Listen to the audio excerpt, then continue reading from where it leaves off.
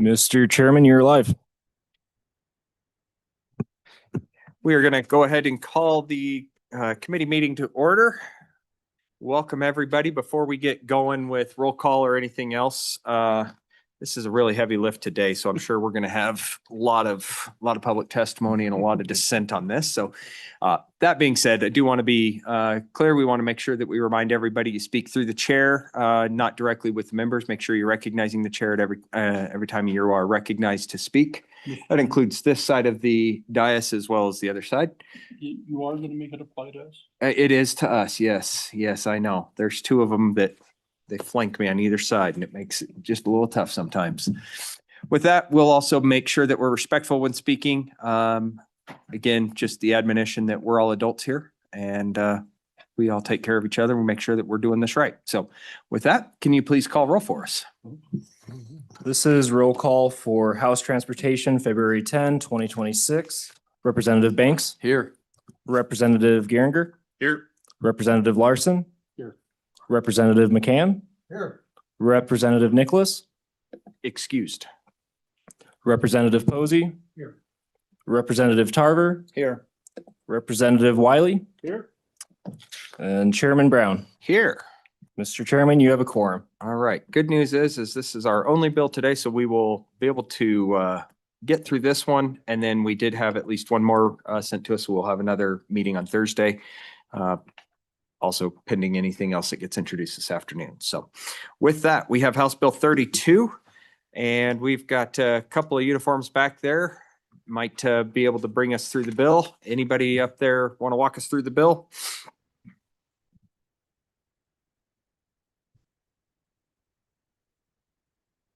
Welcome, gentlemen. Appreciate you being here. And for the record, just please identify yourselves. And the floor is yours. Colonel, I'll let you start her off. Mr. Chair, good morning. Colonel Tim Cameron, I'm the administrator of the Wyoming Highway Patrol, and I'll allow my other members to introduce themselves. Chairman Brown, Casey Ramsey, Wyoming Highway Patrol. Then I'll turn it over to Kyle. Chairman Brown, Lieutenant Kyle McKay with the Wyoming Highway Patrol, Commercial Carrier Supervisor. Perfect. Thank you very much, gentlemen. Colonel. Chairman Brown, as you know, this is a continuation of the discussion we had during the summer interims centered around English language proficiency and the enforcement of English language proficiency. And I think Lieutenant McKay during the summer interim spoke about our significant enforcement efforts, education efforts, and so on. So it was clear that there was some desire from the committee to allow or enact a statute that would allow Wyoming law enforcement to enforce English language proficiency, or specifically a lack thereof. And that is what this bill does, quite simply. It allows Wyoming law enforcement to enforce this statute for a lack of English language proficiency using the established CVSA testing mechanism. Okay. Do you guys, everybody remember the bill pretty well? Do we want to have them walk us through the bill? The whopping 3 pages that we have? Everybody feel comfortable with that? Okay. Anybody have anything else to add? But I agree. I think what we'll do is we'll run through the bill, just kind of make sure that public has an understanding of exactly what we're talking about and kind of rehash what we did discuss over the interim. So what we did run into during the interim was there was no mechanism for you guys at this point at the state level to look at having that enforcement mechanism for you guys when you guys pull over somebody without English language. And so we worked with our staff to develop this, and what we have here is creating the new subsection 3118-701, that there's actually the authority to issue citations for violations of the previous area back here. And we do have the CFR that is referenced in here, and that CFR is actually a CFR, from what I can remember, has been in play for quite some time. But the ability for the Wyoming Highway Patrol to actually implement that was kind of hamstringed. Is that correct? Do I have that in a nutshell pretty well taken care of? Chair, yeah, you're correct. It's been in place for a number of years. what was removed was our ability to place a driver out of service. That was reinstituted. So all of our academy students now go through level 3. So every trooper is an inspector on the bottom end. We haven't caught up with the other end, but our inspectors can place those drivers out of service. Other peace officers in Wyoming cannot enforce that. That, again, that's what the statute would allow, is them to take action under the specific section. Perfect. And if I do remember also correctly, that there was, you guys had been doing quite a few enforcements already related to this, but there was, maybe just refresh me on what we have done and what we have been doing up to this point, just so we have a clearer understanding of what's been going on and why we need this. Chairman Brown, thank you.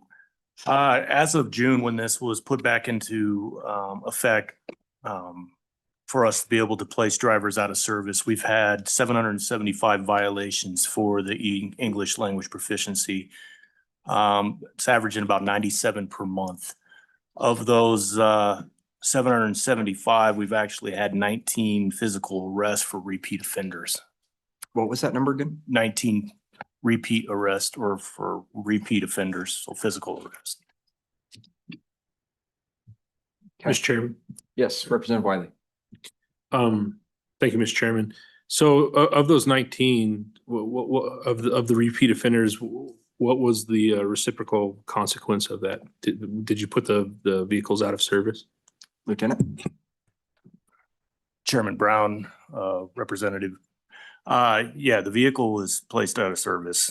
It's actually the driver that is placed out of service, not the vehicle itself. So that driver was placed out of service and then incarcerated of those 19. Representative Larson? Thank you, Mr. Chairman. Following up on that conversation then, when these repeat offenders, were they driving for the same company that they were when they got their first violation? Or do you track that? Lieutenant? Chairman Brown, Representative. There is a way of tracking that. I didn't track that for this specific case. But we do have the ability to check on prior inspections if this driver has become a repeat offender. That's how we found out of the 19, is checking through prior inspections and see if they were convicted of this or was on a prior inspection. We have the ability to look at all inspections that are conducted through in the United States on the driver. Follow up. So then you could determine if it was the same employer, you'd have that capacity to do so. Lieutenant? Chairman Brown, Representative. Yes, we do have Okay. the capacity to determine that, which is the way we determined those 19. But for testifying today to be 100% accurate, I don't know if they were driving for the exact same company. I think that's one of the things that I've received a couple of calls on since this bill's made it to the website was, we're punitive on the driver, but these companies tend to be the ones that continue to allow the repeat offenders to just hop back in their truck and get moving. And there's been some discussion and some talks about impounding and stuff like that. And we had some discussions about that during the interim, but this is the best thing that we could come forward with right now when it comes to constitutionality and kind of the enforcement mechanisms that we have. Representative Larson? Mr. Chairman, just for the sake of this whole conversation, can you remind me, because we did talk about that, and was there an obstacle in finding the employer who may be in another state? Was there something that got in our way of doing that? So can you remind me of that? If I remember correctly, Representative Larson, and this is going back, I haven't had anything occur since August, so I should be able to remember this. But the discussion is whether or not you can hold a company criminally liable, right? And who are you going to hold criminally liable when that occurs? Is it the HR representative that processed all the paperwork, or is it the hiring manager who actually brought them in? Yep. And how do you ultimately find the entity, and how does that take place? And so there was a lot of discussion on that. And I think what we found was the driver ultimately has to be the way that we go through. And that's why this bill was drafted the way it was. So any further questions for our gentleman? Yes, Vice Chairman.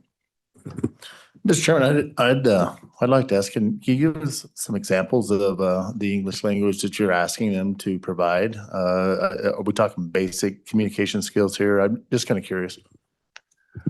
Lieutenant? Chairman Brown, Representative, the draft bill has the FMCSR regulations, and in part of that FMCSR, they came out with a standardized test, so we can be able to provide this test to all law enforcement entities in Wyoming. And the examples are basic road signs that are we require our youth to be able to know when they're taking their driver's test. Also standardized questions. And I could just give you some examples. I'm not going to read all 14, but basic questions like, where did you start your trip today? Where are you driving today? How long have you been driving and what are you hauling? So simple questions like that. I have a question to follow up on that. Just based off of, and this is pure me being naive on the situation. So if a driver's pulled over and you guys talk with them and they choose to not answer those questions, if they just decide to resume and being silent as opposed to trying to answer directly, does that give you guys then the authority to enforce on this, or how would that work? I'm trying to think in the courts, like if I get pulled over, I don't have to talk, right? There's that the right to remain silent, whether or not you choose to do it or not is kind of your choice. Does that same style apply with the CDL drivers? Chairman Brown, I mean, everybody has a right to remain silent during any questioning. So. Okay. Perfect.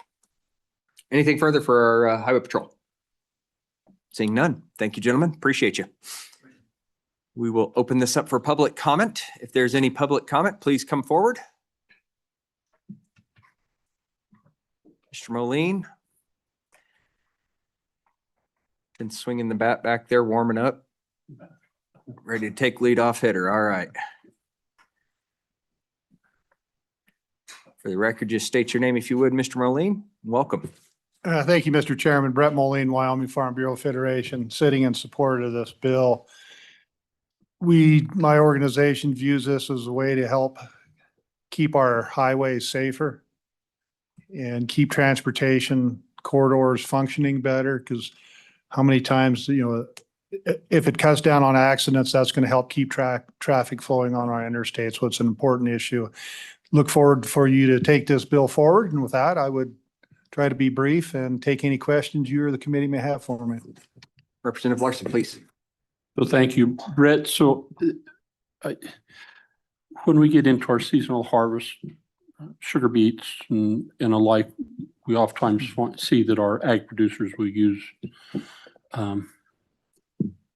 whoever they can get to drive truck, just like everybody else. It's a shortage.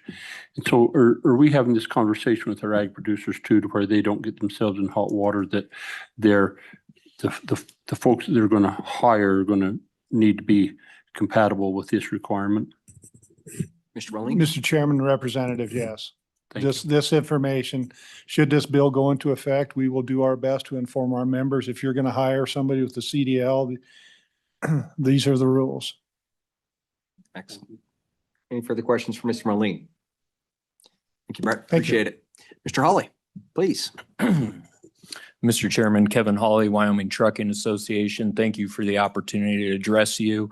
This is something we've been talking about at least for a year and a half as a serious problem. Want to recognize not only this body, but our awesome partners at WYDOT and Highway Patrol. I am continually proud to say that across the nation, when this came out, Wyoming was top 3 in enforcement, taking this seriously, when frankly, a lot of the bigger states thumbed their nose at it. So Wyoming took it seriously. They enforced it, and proud of the work they're doing and proud of their partnership. Anything we need, we reach out as an industry, and they're always transparent and helpful. We stand in support of this bill. Did want to give you not a history lesson, but if you remember, this was an executive order by President Trump. An executive order can be undone. That was kind of the impetus of this conversation, saying a new administration could come back and unwind this, like the challenge we just faced. I do want to let you know that it has been codified as of last week. And it was signed by the president. So at the federal level, it's no longer just an executive order, it is law. So from our perspective, we do have that, but this gives a little bit more teeth here in Wyoming to enforce that and to issue that $1,000 fine for noncompliance, as well as giving the authority to any law enforcement to issue the citation, the $1,000 citation, not the out of service, if they are not a CVSA level 1 or level 3 inspector. So just to give you some perspective there, stand fully in support. But also wanted to say, as an industry, what we're trying to do is a lot of time the drivers are frankly being taken advantage of, and $1,000 punitive fine. As an industry, we want to go back to the root cause, to how did these drivers get on the road? Frankly, some bad actors in the industry that really exploded during the COVID years when rates were high and we were just running and gunning. If you read about the tragic accident just in Indiana last week, pretty horrific, and then diving into that, and we could talk forever on chameleon carriers and some of the games they're playing to subvert the industry and the safety standards that are in place. I share this in the sense that I'd like to invite anyone on this committee complimentary to come mid-May in Casper. We've got our annual convention, and we're really excited that the head honcho of FMCSA will be there in person, Derek Bars, so all of the country overseeing it. And we're going to be having conversations like this on chameleon carriers. So if you want to not only educate yourself, but ask any questions, we've got front row access to the chief administrator. So stand for any questions. Appreciate the opportunity to be heard. Thank you, Kevin. Appreciate it. Representative Larson, I'll take my vice chairman first. Thank you, Mr. Chairman. Mr. Hawley, don't you have to be proficient in English language to even get a commercial driver's license? I don't know if you can answer that or someone can answer that, but I believe you're supposed to be proficient in English language to even get a CDL. Is that Mr. correct? Hawley? Mr. Chairman, that is accurate. I don't know how far you want me to expand, but what we've seen in this, as well as when we talked earlier about a lot of the states thumbing their nose at law and regulation, there's been a lot of states that have been issuing CDLs improperly. An example could be if you're over here legally on a work visa, and that work visa, let's say, is for X period of time, but issuing a CDL for years after that, your work visa expires, your CDL is still good, and you continue on going. So again, going back to the root cause, and what you're seeing with Secretary Duffy is, again, holding states accountable for thumbing their nose and ignoring this, and frankly, threatening DOT dollars, federal funding for highways that really gets their attention. You know, if you're Texas, California, we're going to lose $200 million on our roads. Boy, they pucker up real fast and start taking it seriously. So again, we stand in support of this bill. This has been a problem. I appreciate Wyoming and our enforcement agencies stepping up. We certainly appreciate Secretary Duffy taking this seriously. But we as an industry are going back to root cause, and I'm happy to share this document. This is an organization. I represent Wyoming. Every state has my counterpart. We get together. We talk about national issues. And through this, we said, we got to talk about some of these bad actors. We have to go back to the very beginning. How are they getting the CDLs? How are these companies popping up?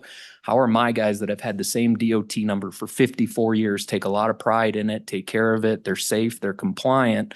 When you've got chameleon carriers that pop up, they have 30 DOTs, one get bad, they drop it, they shift everything to that, they drop that, they shift it. I mean, that's the case we're dealing with, case in point in Indiana right now. And the feds are taking this seriously. But what I appreciate about the states is the political pressure to say, we're done with this. You know, we're inheriting this mess.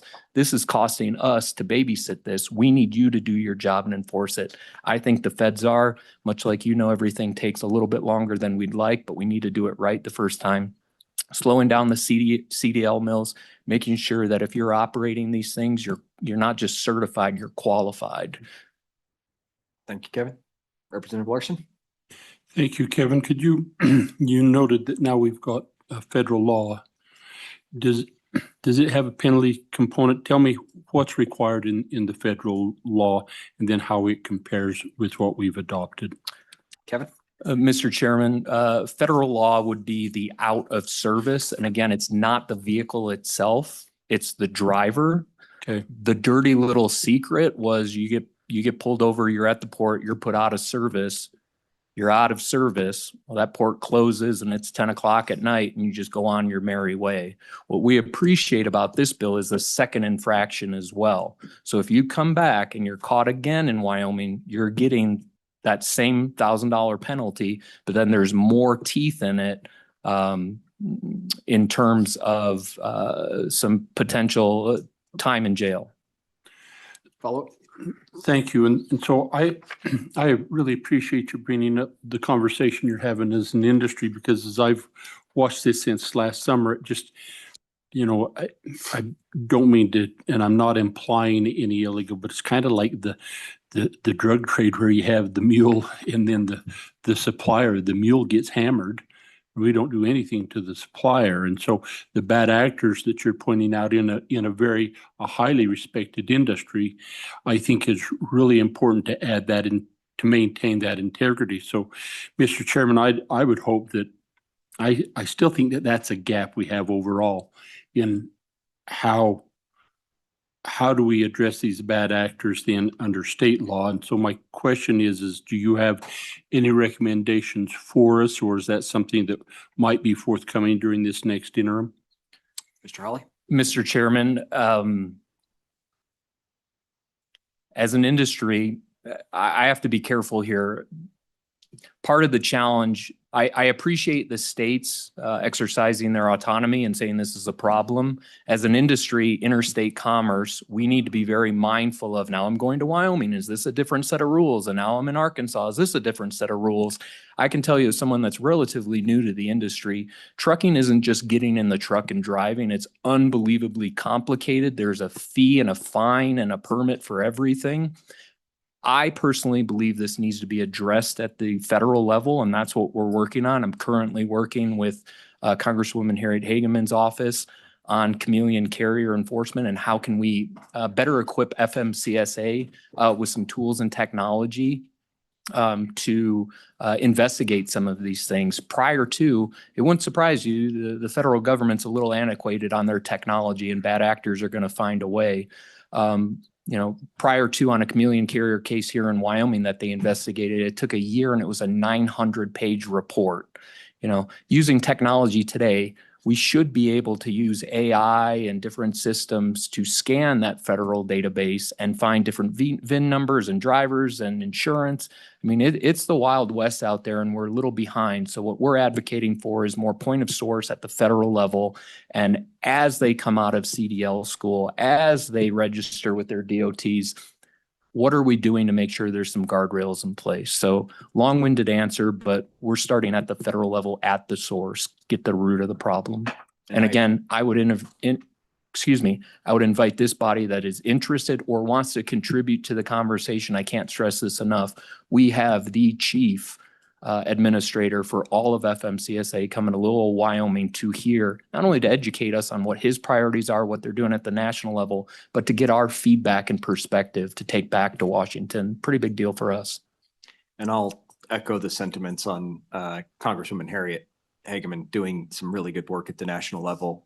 Been in touch with a couple other people driving trucks, stuff like that. And they've been in contact with her. I've been in contact with her office.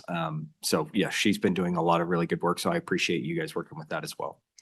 Any further questions for Mr. Holly? Seeing none, thank you very much. Thank Appreciate you it. for the opportunity. Any further public testimony? Mr. Winnie?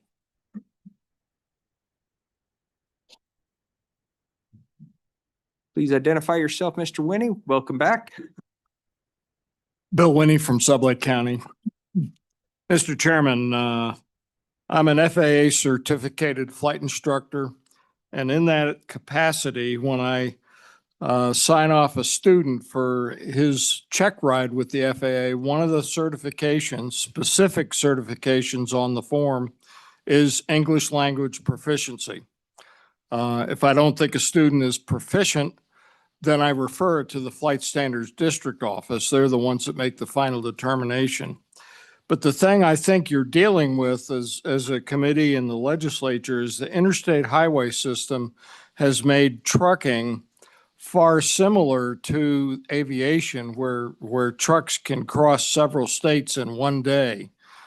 just like aviation. Of course, aviation's a lot faster, but the point being that ability to get from point A to point B across several states is what you're dealing with. And so that English language proficiency is now far more important than it was 20 or 30 years ago.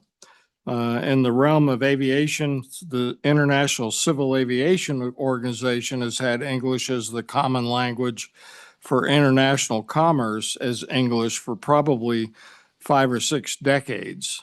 It's only in the last 10 years that the FAA has come out and required that for licensees that would be flying only in the United States, but still across several states. So subject to your questions, I support the bill. Thank you very much. Thank you, Mr. Winnie. Any questions for Mr. Winnie? Seeing none. Thank you. Any further public testimony? Seeing none, we will close public testimony and we will bring the bill back to the dais. Committee, what's your pleasure? We have it moved by Representative Larson, seconded by, ooh, he beat you. I'm going to give it to Geringer. All right, committee, let's just do it really quickly. We've got it. Let's walk through the bill page by page. Page 1 just starts us off with the definition, or I'm sorry, with the title. Page 2 is the meat of the bill, in my opinion. Any changes, any thoughts on page 2? Seeing none, move to page 3. And the new language that we're adding 3118-701. Any changes there? My only thought on this, and may find out, I kind of would like to put this in immediately as opposed to waiting until July 1st. Is there any concerns on the backside of with the troopers or anything like that? Okay, committee, I'll entertain a motion. I would move to change the effective date to immediately upon passage. Okay, motion by Geringer, seconded by Larson. Any discussion? Seeing none, all those in favor changing the effective date to effective immediately upon passage, please signify by saying aye. Aye. All those opposed, no. Motion passes. Seeing no further opportunities, question being called, please call roll. House Bill 32 as amended. This is a roll call vote for House Bill 32 as amended. Representative Banks, Aye. Representative Geringer, Aye. Representative Larson. Aye. Representative McCann. Aye. Representative Nicholas left an absentee vote of aye. Representative Posey. Aye. Vice Chair Tarver. Aye. Representative Wiley. Aye. Chairman Brown. Aye. Mr. Chairman, you have 9 ayes. Who wants to carry? All right, Representative McCann, we got you on it. I'll play backup for you. With that, we will see you all. Yes, Just like to compliment staff, you guys in the seats. Well done. absolutely. Thank you. Nice work. With that, we'll see you all Thursday. We're adjourned.